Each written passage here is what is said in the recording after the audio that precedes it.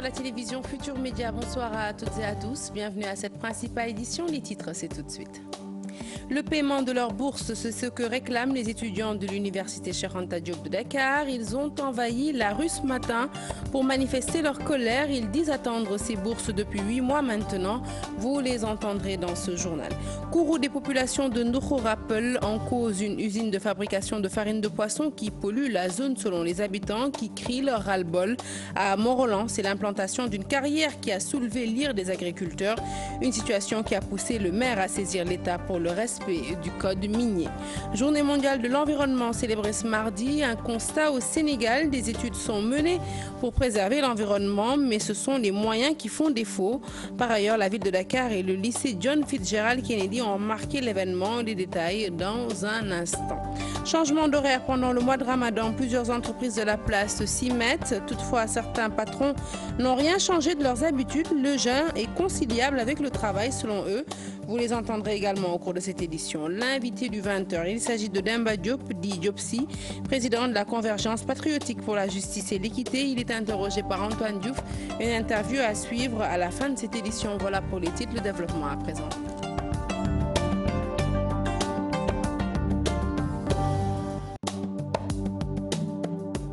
Bonsoir à tous. Je vous le disais donc tout de suite en titre, des étudiants de l'université Cheikh Anta Diop de Dakar ont envahi la rue ce matin. Ils sont en master, section anglais. Ils réclament le paiement de leurs bourses, des bourses qu'ils n'ont pas perçues depuis 8 mois maintenant. Aminata Mbaresso. Ils ont barré certains axes dans l'enceinte de l'université Cheikh Anta Diop de Dakar. Ces étudiants en master anglais manifestent pour le paiement de leurs bourses. Nous avons décaissé nos 50 000 francs pour payer nos droits d'inscription.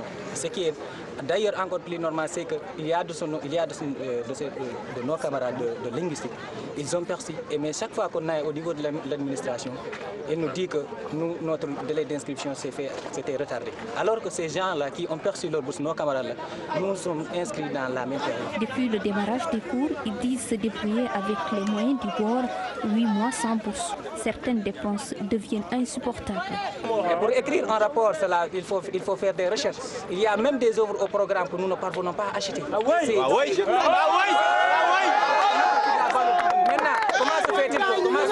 Maintenant, comment se fait-il que ce dernier-là réussisse son année scolaire? Il ne pourra pas réussir. Ces étudiants sont déterminés. Ils disent qu'ils ne vont pas retourner dans les salles de classe tant que les bourses ne seront pas payées. Colère des populations de Ndoukhou-Rappel 2. Elles ne veulent plus cohabiter avec une usine de farine de poisson implantée dans la zone et qui cesse de générer de la pollution selon les habitants. Après avoir enregistré des malades liés à cette pollution, ces riverains exigent à présent la délocalisation de l'usine. Ousseynou Thiam et Biradiagne pour la correspondance. Africa Pit est une usine polluante qui dégage une odeur invivable, insupportable. Il est en train de ruiner les populations. Les enfants sont malades, ils souffrent de diarrhée, d'asthme et tous les maux. Chaque jour, on est dans les hôpitaux. Ils ruinent les gens. Les parents sont en train de débourser de l'argent pour pouvoir soigner leurs enfants. Nous interpellons l'État. On ne peut pas cohabiter avec cette usine. Il y a les deux Dougar, il y a les deux Ndoukhou et Mboumka. Donc il y a 5 quartiers qui sont concernés par cette affaire. Et que nous ne voulons pas que ça durcisse. Parce qu'il y a 5 ans que nous souffrons cette pollution. Et cette pollution, c'est une pollution qui est nauséabonde, qui respire. Nous ne respirons plus, on ne mange plus, nous sommes tous malades. Et ce Fabio-là, on a écrit plusieurs lettres au ministère de l'Environnement, à la préfecture, les préfets concernés, les maires concernés et tout, et nous n'avons aucun résultat. Nous demandons, est-ce que l'État est en train de suivre la souffrance que nous avons au niveau de Ndoukhou?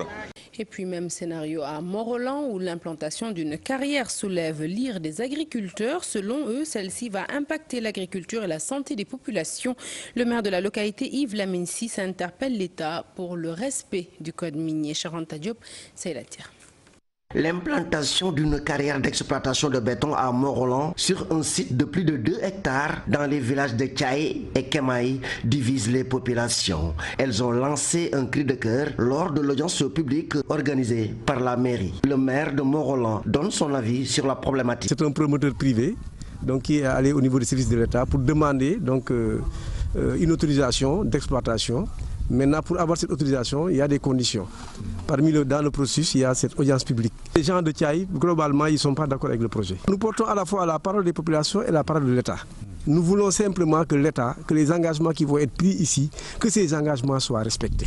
Adama Djemé, chef du centre d'appui au développement local, venu représenter le sous-préfet de Pambal, rassure les populations. Selon elle, tout sera mis en œuvre pour respecter le code minier. Les paysans ont eu à reboiser, à cultiver. Donc tout ce qui est détruit maintenant sera pris en compte par une commission départementale d'études, de constat et d'évaluation des impasses. Nous demandons d'abord aux populations, c'est de ne pas créer des pauvres, mais d'appuyer ces populations-là dans le cadre de la responsabilité sociétale de l'entreprise. Les populations de Morolan sont inquiètes, surtout que ce projet est situé sur un cours d'eau qui alimentait le lac Talma, ce qui pose une sérieuse équation sur l'agriculture. Au chapitre social, également ce sit-in de protestation des populations de la commune de Diokoul-Mbelbouk dans le département de Kaffrine. Elles exigent l'électrification de 33 villages de la commune, mais aussi de l'eau potable. Selon elles, en cette période de Ramadan, le sachet de glace coûte 500 francs CFA, ce qui est vraiment trop pour ces populations. Ibrahim Diamé ou Mandiaï pour les détails.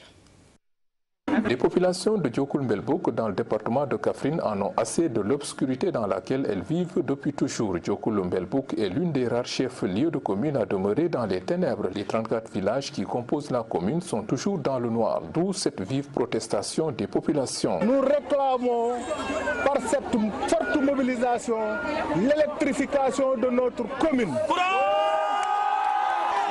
La seule commune laissée en rade dans le département de Kaffrine, tout le monde le sait.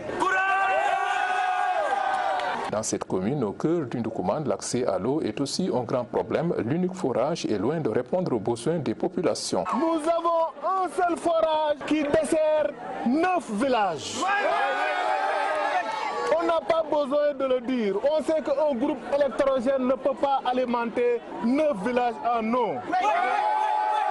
Donc ça veut dire qu'à Diokoul-Mbelbouk, le problème de l'eau encore reste entier. Et pire encore, en cette période de mois de Ramadan où la canicule sévit péniblement dans le Ndoukoumane, la glace est devenue un luxe. Pour trouver un sachet, il faudra au moins débourser 500 francs CFA. Nous sommes très fatigués à cause du manque d'électricité. Un sachet de glace nous revient à 500 francs à ce mois venu du Ramadan. Nous ne sommes pas des fonctionnaires. La situation est alarmante et nous n'avons pas de choix. Dans la commune de Diokoul-Mbelbouk, ce n'est pas du tout la belle vie. Le manque d'eau et d'électricité ont rendu difficile le quotidien des populations. Les femmes parcourent des kilomètres pour se rendre dans les structures sanitaires et pour trouver.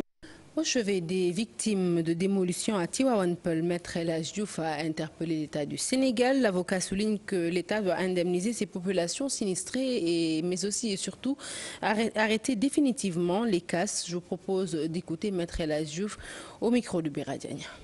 Il faudrait que le président et son gouvernement se ressaisissent, qu'ils donnent à tous les Sénégalais, y compris les Sénégalais donnent tous leurs droits. Ça ne peut pas continuer. On ne peut pas massacrer les populations, démolir leurs constructions et les laisser dans la misère. Ceux-là qui étaient là, qu'ils conservent leurs biens. C'est ça la vérité. Il n'est pas question de chasser les pauvres pour installer des riches et des ministres et des gens du gouvernement. Il faut que force reste à la loi. Dans ce pays, il y a trop d'injustice. Et le président, même s'il est un lion qui dort, il doit se réveiller. Réveille-toi avant qu'il ne soit trop tard. Ce que je sais, moi, ici, c'est que toutes les populations sont fâchées contre toi, Macky. Tu risques d'avoir la surprise de ta vie. Ces gens-là, s'ils ne sont pas indemnisés, ils ne voteront pas pour toi. Et puis, actualité oblige, parlons de la journée mondiale de l'environnement célébrée ce mardi. Habitation anarchique, construction sur le littoral, l'environnement se dégrade de plus en plus, il faut le dire, au Sénégal. Notre pays est touché par les changements climatiques. Pourtant, des études sont bel et bien menées pour des réponses efficaces, mais les moyens font défaut. Les scientifiques invitent le gouvernement à mettre en place des laboratoires de normes internationales pour faciliter la recherche. Fatou Kinedam. La houle a pratiquement dévasté toute la côte.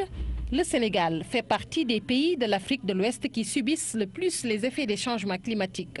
Dakar, plus particulièrement au Sénégal, toute la côte est habitée par les 2/3 de la population.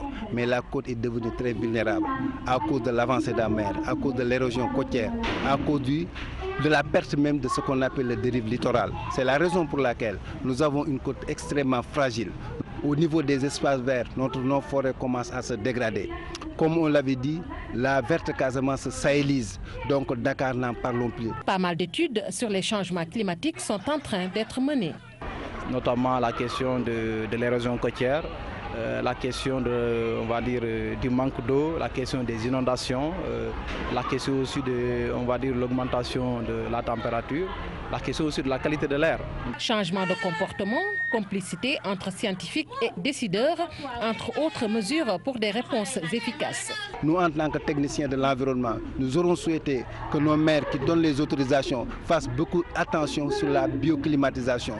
Il faut que les gens aient la possibilité et le réflexe de pouvoir habiter dans des endroits espacés. Le Sénégal se doit de se doter des labos équipés. On a tendance à penser que le monde de la recherche et le monde politique sont complètement déconnectés, alors que ça ne devait pas être le cas.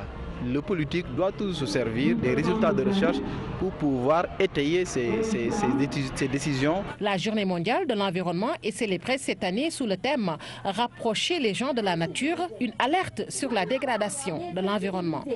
Et nous restons avec la célébration de cette journée mondiale de l'environnement. Elle est célébrée sous le terme, Fatou Kiné Deme vient de le dire, rapprocher les gens de la nature. La ville de Dakar a marqué l'événement, le lycée John Fitzgerald Kennedy également, en abritant la cérémonie. Un prétexte pour impliquer les filles dans la lutte contre la dégradation de l'environnement. Martar Diao est chef division environnement à la ville de Dakar. Nous l'écoutons toujours au micro de Fatou Kiné Deme. Chaque année, comme vous le savez, le programme des Nations Unies pour l'environnement choisit un thème. Celui de cette année, c'est rapprocher les gens de la nature. Cela veut tout simplement dire que, effectivement, au niveau de la nature, rien ne se jette, tout se transforme. Mais malheureusement, nous avons un comportement extrêmement dangereux vis-à-vis de l'environnement, pour ce qu'on appelle la tragédie des biens communs, qui a fait en sorte que nous sommes victimes du dumping écologique. C'est-à-dire que personne n'est responsable de la dégradation de l'environnement. C'est la raison pour laquelle, en tant qu'autorité de la ville de Dakar, nous menons une campagne de sensibilisation, amener les élèves et surtout les femmes, parce que nous mettons l'accent sur les Badjenogor, qui sont vraiment les véritables révolutionnaires de la transformation sociale. Sensibilisation pour que les gens comprennent les enjeux du changement climatique, les enjeux du développement durable. Une journée également célébrée dans le département de Tivaouane et plus précisément à Darou Khoudoss. Sur place, des associations de jeunes se sont mobilisées pour reboiser le lycée de Mboro, conscientes du danger qui guette les localités de Mboro, mais aussi de Darou Khoudoss, avec l'installation notamment d'industries extractives et chimiques. La zone est aujourd'hui plus que polluée et pour y remédier, plus de 350 pieds d'arbres ont été plantés. Cheikh Anta Diop, c'est la tire. Le réchauffement climatique, la pollution en provenance des industries chimiques extractives sont autant de facteurs qui dégradent l'environnement de Mboro, Darou Khoudoss et les villages environnants. Conscients du danger, les jeunes du mouvement Garabgui de Darou Khoudoss ont initié cette journée. Plus de 350 pieds d'arbres ont été plantés au niveau du lycée de Mboro, une manière d'aider les élèves à avoir un environnement plus sain et plus agréable. Comme chaque année, nous reboisons des lycées. Et cette année, c'est le lycée de Darou qui est ciblé. 3 hectares que nous allons reboiser et nous avons commencé cette année pour une première opération avec 350 pieds d'arbres que nous avons plantés avec l'appui du proviseur et des élèves, nos partenaires, la GCO qui nous a beaucoup soutenus dans cette journée, mais aussi les industries chimiques du Sénégal. Comme le rappelle le proviseur du lycée de Mboro, son établissement scolaire a été clôturé, mais il manquait des arbres tout autour. Il s'est félicité de l'acquisition de ces pieds d'arbres pour reboiser le lycée. C'est une école qui était complètement déserte, avec ce reboisement qui a été initié par le mouvement associatif Garabgui. Donc nous allons veiller à l'entretien de ces arbres. C'est l'occasion pour nous de reboiser notre école parce que nous en avons besoin. Donc nous remercions tout le monde. Pour marquer cette journée mondiale de l'environnement, une conférence a été animée par le censeur du lycée de Mboro. Le censeur a jugé important d'offrir aux élèves l'occasion de rencontrer les professionnels du secteur des eaux et forêts, d'échanger avec eux sur la protection de l'environnement, surtout que Darou Khoudoss et Mboro sont entourés par des industries qui polluent.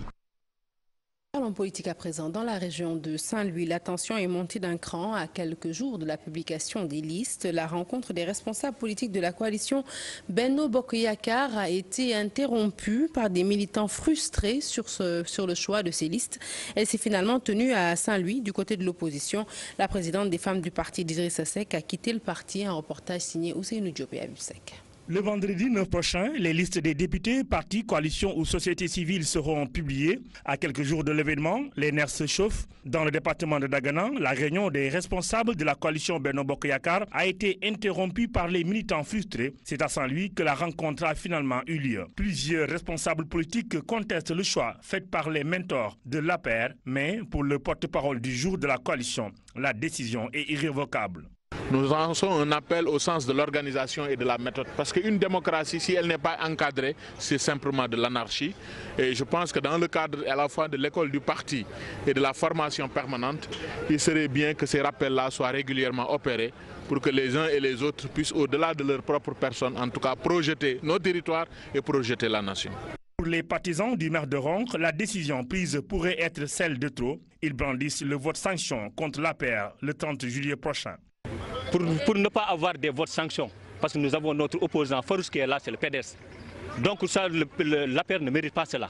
Nous appelons au président de la République pour qu'il rectifie ce tir-là. Dans le département de Saint-Louis aussi, l'opposition est divisée. La présidente des femmes de Réumi quitte le parti de Idrissa Seck ce lundi. Pour Fatou Diop et compagnie, elles ont toujours été ignorées. Mais responsable des femmes vraiment les responsables de Réumi ont investi tout le monde sauf la coordonnatrice des femmes de Réumi. C'est vraiment ce qu'on ne peut pas comprendre. C'est pourquoi j'ai pris la décision de démissionner du parti Réumi. À quelques jours de la publication des listes, la tension monte d'un cran dans le département de Saint-Louis et Dagana. Reste à savoir le comportement des militants après la publication des listes. Et vous le savez, les rideaux viennent de tomber sur la 129e édition du pèlerinage marial de Popenguine, occasion saisie lors de cet événement par les religieux pour évoquer les prochaines joutes électorales au Sénégal. Les prêtres invitent les citoyens à voter utile, autrement dit faire le bon choix lors de ces élections législatives prévues au mois de juillet. Reportage de Chartidiane Dion. Les élections législatives de juillet prochain occupent une place centrale pour l'Église lorsqu'une partie de l'homélie de la messe de Pentecôte a été axée sur ces joutes électorales. Ça ne règle rien du tout. Ce que je retiens, ça veut dire quoi? Déjà, on n'a pas encore commencé la campagne électorale, mais vous constatez qu'il y a déjà des échanges de propos qui sont irrespectueux, des propos malsains un peu partout, alors qu'on n'a même pas démarré la campagne électorale. Ça veut dire quoi? Si ces hommes d'église ne font pas un appel à la paix, les choses peuvent dégénérer. Je pense que ça doit être une leçon, que les hommes politiques, que ce soit les électeurs ou bien les candidats, doivent retenir quand même, ils doivent tirer une leçon de cette déclaration qui, à mon avis, quand même a sa place, à son sens. Dans quelques semaines, les Sénégalais iront aux urnes pour élire la 13e législature. Pour les hommes de l'Église sénégalaise, les citoyens doivent voter utile. Vous, les électeurs, vous devez choisir au moins ces députés-là qui vont vous représenter demain, mais qui vont être à l'écoute de vos préoccupations. C'est-à-dire les députés qui vont travailler pour la vie des populations, qui vont travailler pour les démunis, qui vont travailler pour les malades. Donc, il appelle les électeurs à voter pour ces gens-là. À voter utile. Oui, en vote utile. Et en vote utile parce que l'expérience a montré au Sénégal que les gens ne votent pas raisonnablement. Parfois, c'est de l'argent qu'on donne partout et les gens votent sans pour autant réfléchir, sans pour autant voir si la personne pour qui je vote, est-ce que cette personne-là va me défendre à l'Assemblée nationale. Donc, ce qui intéresse beaucoup des électeurs, c'est quoi? C'est de l'argent. Vous donnez de l'argent ou bien c'est une connaissance dans le quartier. Donc, je vais voter pour cette personne. Selon les journalistes de la RFM, l'Église a senti la nécessité de communiquer sur les préoccupations de l'heure. C'est des gens qui ont profité de l'occasion, c'est des événements religieux, il y a des milliers de personnes qui étaient là, en majorité c'est des jeunes, et quand on parle maintenant du vote, il y a le rôle que jouent par exemple ces jeunes-là. Je pense que les jeunes-là vont profiter de cette occasion pour mieux quand même suivre ces conseils-là et appliquer ça à la lettre. Pour moi, c'est ça qu'il faudrait faire quand même. Le contexte est bon, parce qu'il ne fallait pas attendre peut-être 2 jours avant, ou bien après, ou bien le jour J pour lancer cet appel-là. Popenguine 2017, un événement religieux qui s'est tenu dans un contexte préélectoral, une bonne tribune pour le spirituel d'interpeller le temporel sur les questions du moment. À présent, arrêtons-nous sur ce bilan de la gendarmerie à l'issue du pèlerinage marial de Popenguine. Un seul accident enregistré avec 2 blessés sans dégâts. Pour assurer la sécurité des pèlerins, 600 hommes ont été déployés, mais aussi d'importants moyens logistiques. Le lieutenant-colonel Gourguiba, commandant à la Légion de gendarmerie centre-ouest, est interrogé par Fatidien. Regardez. Nous avons plus de 600 personnels mobilisés, tous grades confondus, officiers, sous-officiers et gendarmes auxiliaires.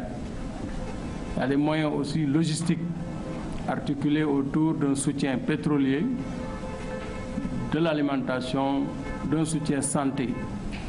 Il y a aussi des moyens spécifiques comme nos ULM, l'escadron monté avec ses chevaux, les quads qui sont chargés d'assurer l'observation des arrêtés préfectoraux, notamment l'interdiction de la baignade au niveau de la plage de Popenguine.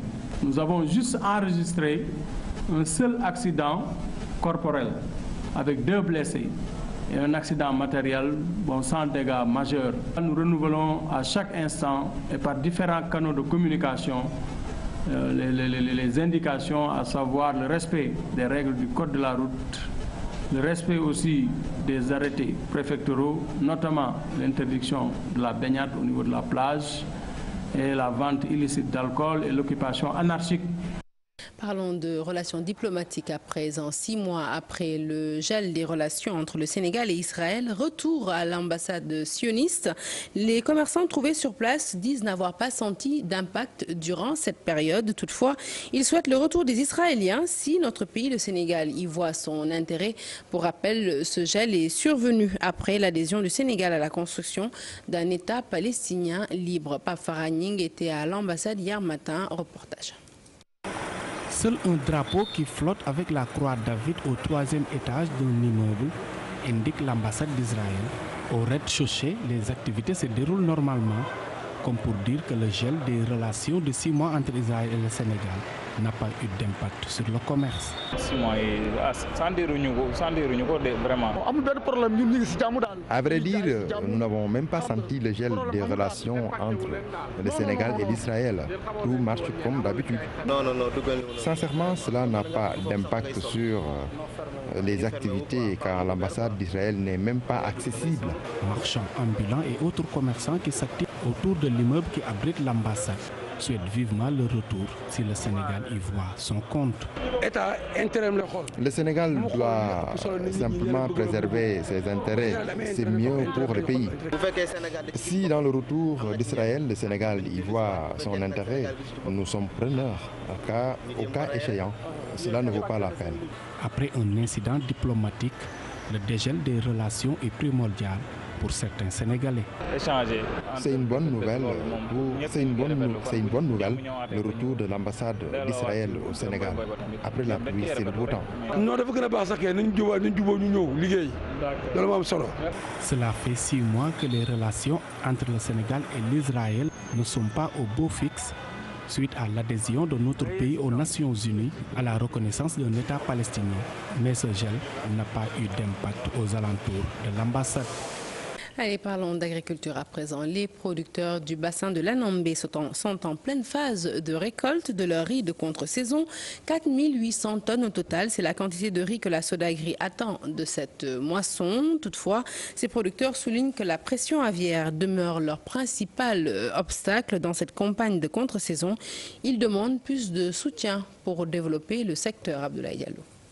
4800 tonnes de riz, c'est la quantité de récolte que la Sodagri attend avec les moissons de la culture de contre-saison de 2017. Le riz est à maturité et les producteurs sont en pleine phase de récolte. Actuellement, nous sommes au niveau du secteur 5 du périmètre aménagé du bassin de l'Anambé.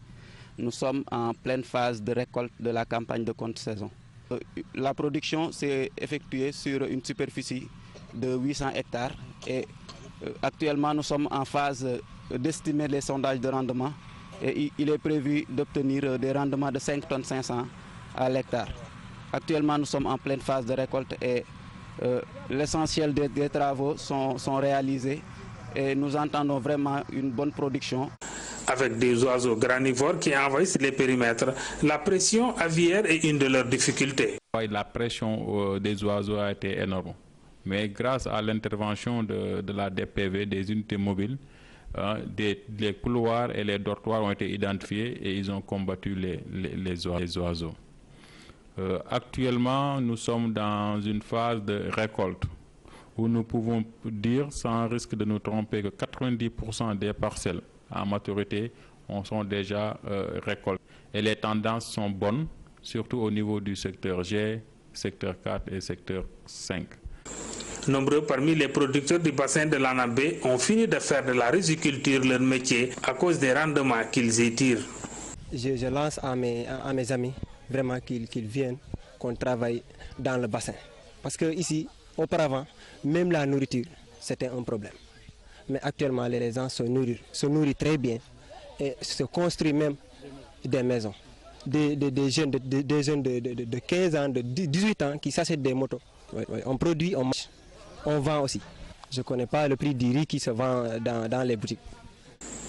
La Sodagri prépare activement la prochaine campagne pour une superficie de 4000 hectares de riz à emblaver.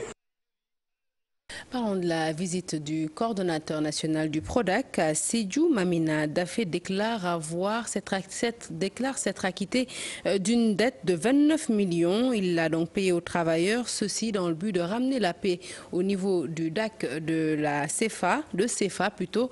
Occasion saisie également par le patron du PRODAC pour annoncer 300 nouveaux emplois qui seront créés dès la fin des réalisations. Je vous propose d'écouter Mamina Dafé, coordonnateur national du PRODAC, au micro de Bakary Konté.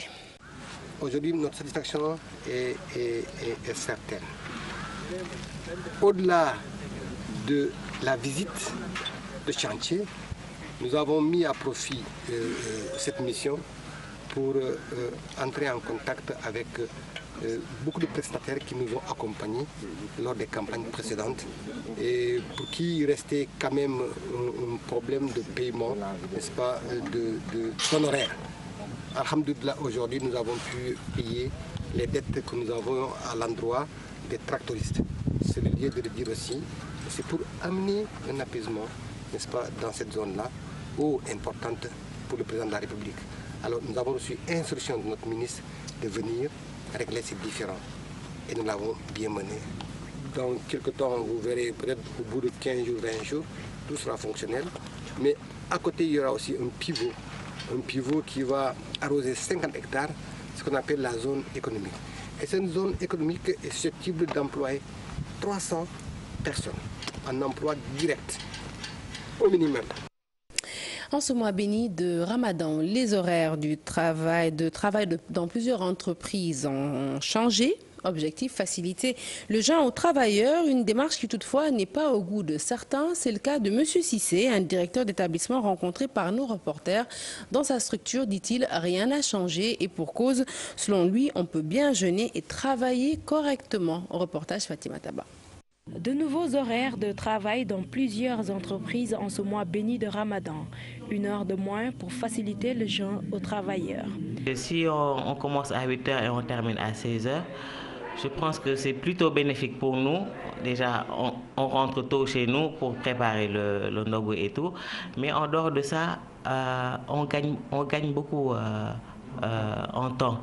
Parce que si on prend pas de pause, on prend juste 10 minutes pour aller prier Tisba et revenir travailler. Donc je pense que c'est mieux. Autre structure, autre réalité. Ici, il n'y a pas de changement dans les heures de travail. Le directeur se veut clair. Moi, je ne peux pas comprendre quelqu'un qui me dise que vous essayez de me libérer avant l'heure pour aller préparer. Allez préparer quoi?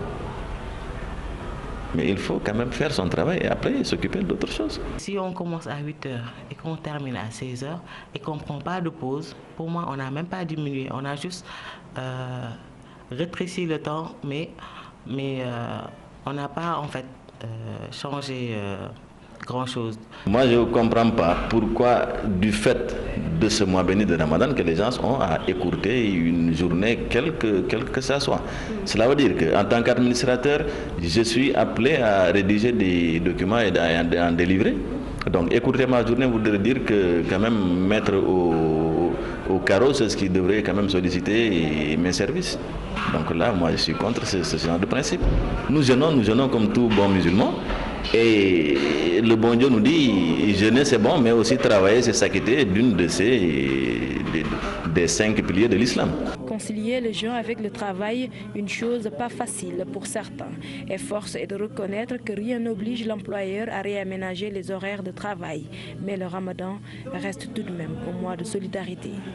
Le président du conseil d'administration du groupe Futur Média, Youssou N'Dour, a honoré ses employés les plus méritants cet après-midi. Koutia, Bessel Bass, Chimère Lopi de l'Observateur ou encore Alun Badara Seck ont été reçus par Youssou N'Dour suite à leurs distinctions respectives qu'ils ont reçues. Ces travailleurs se disent satisfaits et très touchés par ce geste. Aïssatou Paye a assisté à cette cérémonie de distinction. Abou Bilal, Bessel Bass, Chimère Junior Lopi, Alun Seck, Charles Faye, tous honorés, remerciés, encouragés par le président du conseil d'administration, Youssou N'Dour, pour honneur rendu au groupe Futur Média grâce à un travail de titan abattu. Les employés apprécient.